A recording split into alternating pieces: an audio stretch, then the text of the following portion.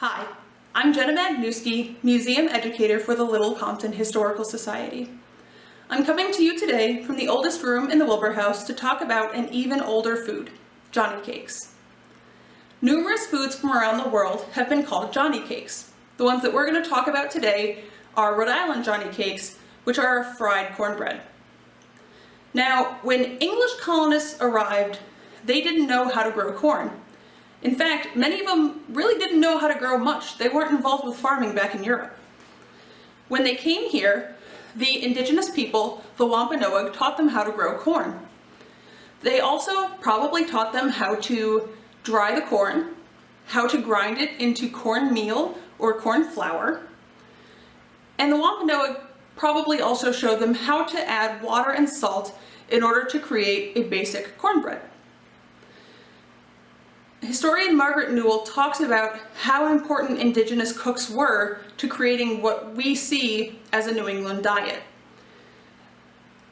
In colonial times, indigenous women served in English households either as servants or as slaves, and they brought their own ways of preparing food with them.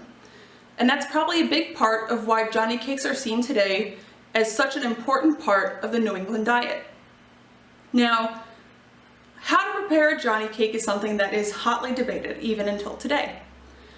On this side of Narragansett Bay, the Johnny cake is expected to be thin and crispy with an almost lacy edge, like a corn fritter. On the other side of Narragansett Bay, it's expected to be thick, more like a cornbread patty or a corn pancake.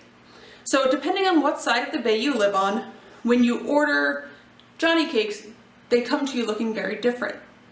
This is a debate that's been going on for a lot of years.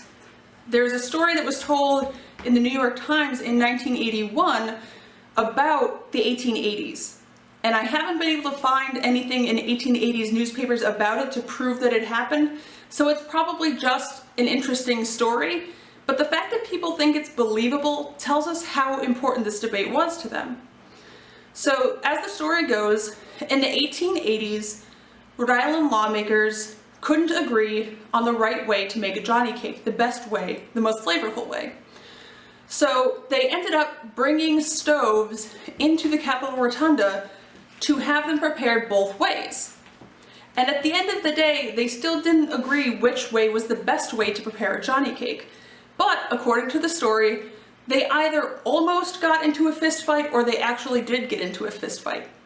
In the 1940s, Rhode Island lawmakers stepped in again. They said that in order for something to be labeled as Johnny cake meal, it had to be made from white flint corn. White flint corn is a more traditional corn, but you didn't get as much corn per plant as what's mostly grown in the area now. So there are currently 2 grist mills in the area where you can get Johnny cake meal. There is Kenyon's grist mill, and there is Gray's grist mill. Gray's grist mill is in the Adamsville area, but is technically in Westport, Massachusetts.